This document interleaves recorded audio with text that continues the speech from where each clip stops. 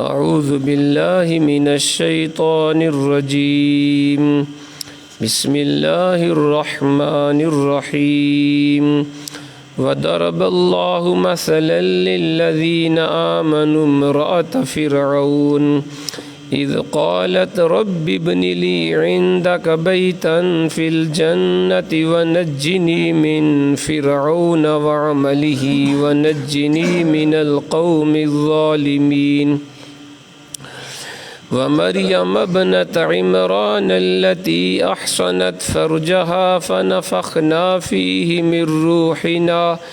من روحنا وصدقت بكلمات ربها وكتبه وكانت من القانتين آمنت بالله صدق الله العظيم وضرب الله مثلا للذين آمنوا.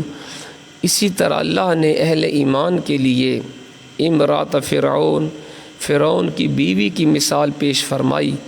اذ قالت، جب کہ اس نے دعا مانگی، رب ابن لی عندک بیتا فی الجنہ، اے میرے رب بنا دے میرے لیے اپنے پاس ایک گھر جنت میں، ونجنی اور بچا لے مجھے من فرعون سے، وعملہ اور اس کے کافرانہ عمل سے، ونجنی اور مجھے بچا من القوم الظالمین ستم پیشہ قوم سے مجھے نجات دے.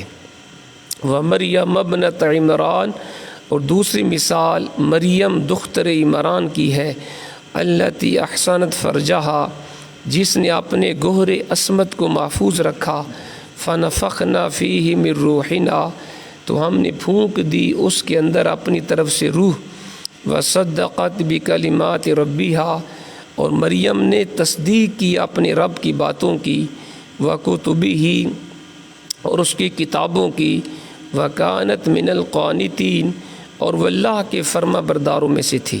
حضرت محترم بھی آپ قرآن مجید فرقان حمید میں سے 28واں پارہ سورۃ التحریم کی آیت نمبر 11 اور 12 کی تلاوت اور ترجمہ سماعت فرما رہے تھے. کل کے درس میں ہم نے پڑھا اللہ کریم نے اپنے حبیب کو کفار منافقین سے جہاد کا حکم دیا تھا، ان سے سختی کا حکم دیا تھا اور فرمایا تھا ان کا ٹھکانہ جہنم ہے.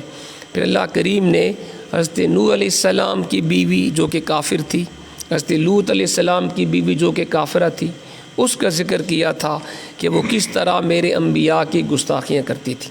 آج کے درس میں اللہ کریم دو نیک خواتین کا ذکر فرما رہا ہے. یہ قرآن کا اسلوب ہے، جہاں پہ کفار کا ذکر آتا ہے وہاں ساتھ ہی مسلمانوں کا ذکر بھی آتا ہے. جہاں پہ جہنم کا ذکر ہوتا ہے، عذاب کا ذکر ہوتا ہے، اللہ ساتھ ہی جنت کا ذکر بھی فرما دیتا ہے تاکہ گناہ گار گناہوں سے توبہ کر لیں اور نیک بندے زیادہ ذوق و شوق کے ساتھ نیک اعمال کریں. تو کل کے درس میں اللہ نے دو کافر خواتین کا ذکر کیا، آج اللہ دو مومن خواتین کا ذکر فرما رہا ہے. پہلی آیت میں فرمایا وَضَرَبَ اللَّهُ مَثَلًا لِلَّذِينَ آمَنُوا امْرَأَةَ فرعون. اسی طرح اللہ نے اہل ایمان کے لیے فرعون کی بیوی کی مثال پیش فرمائی. اذ قالت رب ابن لی عندک بیتا فی الجنہ، جب کہ اس نے دعا مانگی میرے رب بنا دے میرے لیے اپنے پاس ایک گھر جنت میں، ونجنی من فرعون وعملہ ونجنی من القوم الظالمین، اور بچا لے مجھے فرعون سے اور اس کے کافرانہ عمل سے اور مجھے اس ستم پیشہ قوم سے نجات دے. فرعون کی بیوی کا نام آسیہ بنت مزاحم تھا. بہتے دریا سے حضرت موسیٰ علیہ السلام کا صندوق اسی نے نکالا تھا. اگر آپ کو یاد ہو ہم نے سورۃ القصص کے اندر یہ پورا واقعہ ہم نے پڑھا تھا کہ جب حضرت موسیٰ علیہ السلام کی ولادت ہوئی، آپ کی والدہ نے صندوق میں ان کو ڈال دیا تاکہ فرعون میرے بچے کو قتل نہ کرے. پھر وہ اسی فرعون کی بیوی حضرت آسیہ نے موسیٰ علیہ السلام کا صندوق نکالا تھا. حضرت موسیٰ علیہ السلام کی پرورش کا اہتمام بھی اسی خاتون نے کیا. بعد میں آپ کے معجزات دیکھ کے یہ مسلمان ہو گئی تھی اور ہمیشہ فرعون کے مقابلے میں حضرت موسیٰ علیہ السلام کی طرفداری کیا کرتی تھیں. آخر فرعون کو یہ پتہ چل گیا کہ آسیہ مجھے خدا تسلیم نہیں کرتی، یہ موسیٰ علیہ السلام کے اوپر ایمان لا چکی ہے اور موسیٰ کے خدا کو اپنا خدا مانتی ہے، چونکہ فرعون خدائی کا دعویدار تھا. چنانچہ اس ظالم نے ذرا دیکھیے گا کتنی تکلیفیں آتی ہیں اسلام قبول کرنے پر. اس ظالم نے حضرت آسیہ کے دونوں ہاتھوں اور دونوں پاؤں میں میخیں ٹھونک دی، کیل ٹھونک دیے اور چلچلاتی دھوپ میں ڈال دیا. لیکن آپ کی استقامت اور بہادری کا یہ عالم تھا، اس وقت بھی مسکراتی رہیں. کیا بات ہے، اس وقت بھی مسکراتی رہیں. فرعون نے جب انہیں مسکراتے ہوئے دیکھا تو کہنے لگا یہ تو پاگل اور دیوانی ہو گئی ہے، کوئی اتنی تکلیف کے اندر بھی مسکرا سکتا ہے. اس حالت میں یہ مومنہ صادقہ اپنے رب کی جناب میں دامن طلب پھیلا دیتی ہیں اور عرض کرتی ہیں الہی میرے لیے اپنے حریم کرم میں ایک محل تعمیر فرما دے. یہ قرآن نے اس منظر کا ذکر کیا، عرض کی رب ابنی لی عندک بیتا فی الجنہ، پروردگار میرے لیے اپنی جناب پاک میں اپنے پاس ایک محل تیار فرما دے. فرعون کے منحوس وجود، اس کی بدعمالیوں اور ستم رانیوں کی نحوست سے مجھے بچا لے، مجھے فرعون کے ظلم و ستم سے بچا لے. اور یہ ظالم قوم جو اپنے مال کی حقیقی کو چھوڑ کر اس فانی انسان کو اپنا خدا ماننے لگی ہے، ان کے شر سے مجھے محفوظ فرما. یا آپ نے اس وقت دعا کی تھی. احادیث میں آیا جب حضرت آسیہ کے ہاتھوں اور پاؤں میں میخیں گار دی گئیں تو اللہ تعالیٰ نے ان کے جنت کے محل کو ان کے اوپر ظاہر فرما دیا، جن سے ان کی ساری تکلیفیں دور ہو گئیں اور اپنے رب کے اس لطف و کرم کو دیکھ کر وہ مسکرانے لگی. یہ ہے اللہ تعالیٰ اپنے بندوں کو آزماتا ہے. تکلیف آتی ہے ایمان قبول کرنے پر، نیکی کے راستے پہ چلنے پہ تکلیفیں آتی ہیں. اگر بندہ استقامت سے تکلیفوں کو برداشت کرے اور اپنے ایمان کو اس کے اوپر ثابت قدم رہے اور ایمان کے لیے تکلیفوں کو برداشت کرے، ایمان نہ چھوڑے، اللہ پھر آسانیاں پیدا فرماتا ہے. اللہ پھر اس کو جنت کی خوشخبریاں سناتا ہے. دعا میں یہاں پہ اندہ کا کلمہ آپ کی خصوصی توجہ کا مستحق ہے. آپ نے دعا کیا اللہ مجھے جنت میں محل دے، کہاں پہ دے؟ اندہ کا، اپنے پاس. اہل محبت جنت کے طلبگار نہیں ہوتے. مہکتے ہوئے پھولوں، لذیذ پھلوں، مست خرام ندیوں اور آرام و آسائش کی تمنا ان کے دلوں میں کوئی جگہ نہیں پاتی. وہ تو صرف اپنے محبوب حقیقی کے دیدار کے متمنی ہوا کرتے ہیں. جو اللہ کے نیک بندے ہیں نا، ہماری طرح نہیں، ہم تو گناہ گار ہیں، ہم تو جنت کی دعا کرتے ہیں. جائز ہے جنت کی دعا کرنا، منع نہیں، لیکن جو اہل اللہ ہیں، جو صوفیاء ہیں، وہ جنت کی دعا نہیں کرتے، وہ اپنے رب کے دیدار کی دعا کرتے ہیں. وہ کہتے ہیں وہ جنت ہمارے کس کام کی جس میں رب کا دیدار نہ ہو. اس لیے حضور کا ارشاد میں نے پہلے بھی آپ کو سنایا ہوا ہے. سرکار فرماتے ہیں کہ جنت میں بھی بعض لوگ پریشان ہوں گے. جنت کے اندر بھی اللہ پوچھے گا کیا تم سے جو میں نے وعدہ کیا تھا پورا نہیں ہوا؟ کہیں گے یا اللہ، بعض تو کہیں گے یا اللہ پورا ہو گیا ہم خوش ہیں، بعض کہیں گے یا اللہ نہیں، ہم نے نمازیں جنت کے لیے تو نہیں پڑھی تھی، ہم نے سردی کے اندر ٹھنڈے پانی سے وضو یہ صرف جنت کے لیے تو نہیں کیا تھا، ہم نے گرمی کے روزے اور تکلیفیں جنت کے لیے نہیں اٹھائی تھیں. پوچھا جائے گا پھر کس لیے تم نے یہ تکلیفیں اٹھائی؟ کہیں گے یا اللہ ہم تو تیرا دیدار کرنا چاہتے ہیں، ہم تو تیرا جلوہ دیکھنا چاہتے ہیں. اب حدیث کے الفاظ ہیں، اللہ فرمائے گا میرے فرشتوں یہ طالبان جنت نہیں، یہ طالبان دیدار الہی ہے، یہ جنت کے طلبگار نہیں. اللہ فرمائے گا فرشتوں سے میرے اور ان میرے بندوں کے درمیان جتنے حجابات ہیں سب ہٹا دیے جائیں، سب پردے دور کر دیے جائیں گے. اور سرکار فرماتے ہیں فَيَنْظُرُونَ إِلَيْهِ وَيَنْظُرُ إِلَيْهِمْ او کما قال، جب اللہ کریم اور نیک بندوں کے درمیان سارے حجابات اٹھا دیے جائیں گے تو اللہ کے نیک بندے ٹکٹکی باندھ کے اپنے رب کو دیکھ رہے ہوں گے اور اللہ تعالیٰ اپنے بندوں کو دیکھ رہا ہوگا. کاش اللہ ہمیں بھی ان بندوں میں شامل فرمائے. تو یہاں پہ یہی ذکر کیا گیا کہ اب یہ آپ نے دعا کی عالم مجھے وہ جنت دے جو تیرے پاس ہو، جہاں تیرا جلوہ بھی نصیب ہو.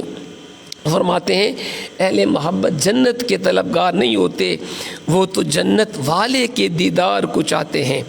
وہ جنت جو انہیں کوچہ دلدار سے دور کر دے ان کے لیے کوئی کشش نہیں رکھتی.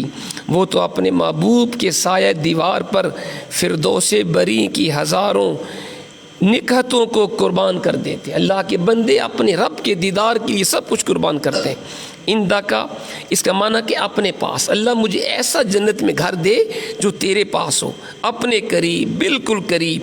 شوق کی یہی بےتابیاں اور جذب کی یہی سرمستیاں عشق کی سرخروئی کا عنوان ہے۔ ان سے صرف وہی آشنا ہوتے ہیں جن کو محبت کے بادہ گلفام کا کوئی جام پلایا جاتا ہے۔ کاش اللہ ہمیں اپنی محبت کی چاشنی لذت نصیب فرمائے۔ یقین جانیے جس بندے کو اپنے رب سے محبت نصیب ہو گئی، اس کے حبیب کی سچی محبت جسے نصیب ہو گئی، پھر وہ دنیا کی محبت کے پیچھے نہیں بھاگتا، پھر وہ اپنے رب کو راضی کرتا ہے۔ اندہ کا معنی کیا گیا ہے فی اعلیٰ درجات المقربین، یعنی اللہ مجھے ایسی جنت میں مقام دے جو تیرے نیک بندوں کے درجے میں ہو، یعنی اعلیٰ مقام۔ اور بعض نے اندہ کا معنی لکھا محض اپنے فضل سے بغیر کس استحقاق کے مجھ پر یہ کرم فرما۔ پھر فرمایا وَمَرْيَمَ ابْنَتَ عِمْرَانَ الَّتِي أَحْصَنَتْ فَرْجَهَا فَنَفَخْنَا فِيهِ مِنْ رُوحِنَا وَصَدَّقَتْ بِكَلِمَاتِ رَبِّهَا وَكُتُبِهِ وَكَانَتْ مِنَ الْقَانِتِينَ۔ اور دوسری مثال مریم دختر عمران کی ہے جس نے اپنے گوہر عصمت کو محفوظ رکھا، تو ہم نے پھونک دی اس کے اندر اپنی طرف سے روح، اور مریم نے تصدیق کی اپنے رب کی باتوں کی اور اس کی کتابوں کی، اور وہ اللہ کے فرما برداروں میں سے تھی۔ آخر میں یہ سورت کی آخری آیت ہے، یہ سورت تحریم کی آخری آیت ہے۔ اللہ کریم است مریم دختر عمران علیہ السلام کے ذکر مبارک سے اس سورت کا اختتام فرما رہا ہے۔ مریم جو ایک پارسا والدین کی بیٹی تھی جنہوں نے اسے بیت المقدس کی خدمت کے لیے وقف کر دیا۔ آپ کو یاد ہوگا ہم نے تیسرے پارے میں سورت آل عمران کے اندر یہ واقعہ پڑھا تھا کہ حضرت مریم جب پیدا ہوئیں تو اس کی والدہ نے منت مانی تھی، حنا ان کا نام تھا، کہ اللہ اگر تو مجھے بیٹا دے تو میں تیرے گھر بیت المقدس کی خدمت کے لیے اس کو وقف کروں گی۔ لیکن جب بیٹی ہوئی تو کہا یا اللہ یہ تو بیٹی ہے، تو اللہ نے فرمایا یہ بیٹے سے بھی اعلیٰ ہے، کوئی بیٹا بھی اس طرح کا نہیں ہے، تو آپ اپنی منت کو پورا کریں۔ پھر آپ نے منت کو پورا کیا اور آپ نے اپنی بیٹی حضرت مریم کو آپ نے بیت المقدس کے اندر وقف کیا تھا، اور حضرت زکریا علیہ السلام جو ان رشتے میں ان کے خالو تھے ان کو نگران بنایا تھا، اور پھر وہ دروازہ بند کر کے جاتے۔ پورا واقعہ ہم نے پڑھا ہوا ہے۔ جب وہ آتے تو دیکھتے بے موسم پھل ہوتے، سردیوں کے پھل گرمیوں میں، گرمیوں کے سردیوں میں، تو حضرت زکریا پوچھتے انا لکی ھذا، مریم یہ پھل کہاں سے آگے، دروازہ تو بند تھا، میرے سوا کوئی یہاں پہ داخل بھی نہیں ہوتا۔ تو کہتی قالت هو من عند اللہ، یہ اللہ کی طرف سے آئے، ان اللہ یرزق من یشاء بغیر حساب، اللہ جسے چاہتا ہے بغیر حساب کی رزق دے۔ یہ سارا پورا واقعہ ہم نے پڑھا۔ تو کہتے ہیں کہ پھر حضرت مریم علیہ السلام وہ عمر بھر اسی حجرے میں اللہ کا ذکر کرتی رہیں، اور پھر اس کے بعد اس کو اللہ نے کموار پنے کے اندر حاملہ کر دی۔ یہ بھی واقعہ ہم نے پڑھا ہے سورت مریم کے اندر 100ویں پارے میں واقعہ گزر چکا ہے کہ آپ کمواری تھیں، فرشتے نے آپ کو پھونک ماری تو اللہ کے حکم سے آپ حاملہ ہو گئیں، یہاں تک کہ اس کے ہاں ایک خوب روح صحت مند بچہ پیدا ہوا۔ لوگوں نے طوفان برپا کر دیا، تانوں تشنیع کے تیروں کی ہر طرف سے بارش برسنے لگی کہ یہ بچہ کہاں سے آیا شادی کے بغیر، تیرا باپ بھی نیک تھا، تیری ماں بھی نیک تھی، تم نے یہ کیا کیا۔ لوگ طرح طرح کی باتیں کرتے، لیکن اللہ کی یہ بندی پیکرے تسلیم و رضا بنے، اپنے رب کی مشیت کو پورا ہوتے ہوئے دیکھتی رہی۔ اور پھر یہ بھی ہم نے پڑھا ہوا ہے کہ فرمایا اس بچے سے پوچھو کہاں سے آیا، تو کہا یہ تو چند گھنٹوں کا بچہ ہے، اس سے کیا پوچھے۔ تو قرآن کہتا ہے حضرت عیسیٰ پنگوڑے میں بول پڑے، فرمایا انی عبداللہ، میری ماں کے اوپر تہمت لگانے والوں مجھ سے پوچھو میں کہاں سے آیا، میں تمہیں بتاتا ہوں میں اللہ کا بندہ ہوں۔ آتانی الکتاب، اللہ نے مجھے کتاب دی، وجعلنی نبیہ، اللہ نے مجھے نبی بنا کے بھیجا ہے۔ تو اگر حضرت عیسیٰ علیہ السلام پیدائشی نبی ہیں اور وہ پنگھوڑے کے اندر یہ اعلان کرتے ہیں میں خالی نہیں آیا، کتاب لے کے آیا ہوں، اللہ نے مجھے نبی بنا کے بھیجا ہے، تو اگر عیسیٰ علیہ السلام پیدائشی نبی ہیں تو امام الانبیاء پیدائشی نبی کیوں نہیں؟ حضور کی باری یہ کہنا کہ 40 سال کے بعد آپ کو اچانک پتہ چلا کہ میں نبی ہوں، مجھے نبوت عطا ہوئی ہے، یہ درست نہیں ہے۔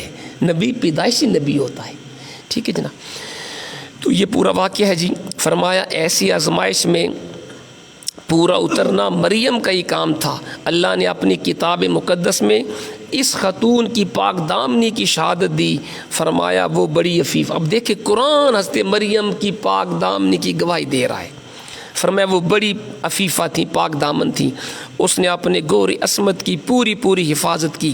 ہم نے اپنی طرف سے ایک خاص روح اس میں پھونک دی جو عیسیٰ بن مریم کے پیکر میں نمودار ہوئی۔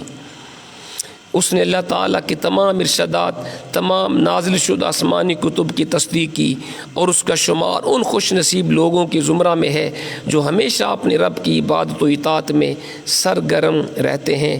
تو آج اللہ کی توفیق سے ہم نے سورۃ تحریم بھی مکمل کر لیا۔ آج اللہ کی کرم سے ہمارا 28واں پارہ مکمل ہو گیا، یہ اس کا کرم ہے۔ کل انشاءاللہ ہم 29واں پارہ شروع کریں گے۔ اللہ تعالیٰ ہمیں عمل کی توفیق عطا فرمائے۔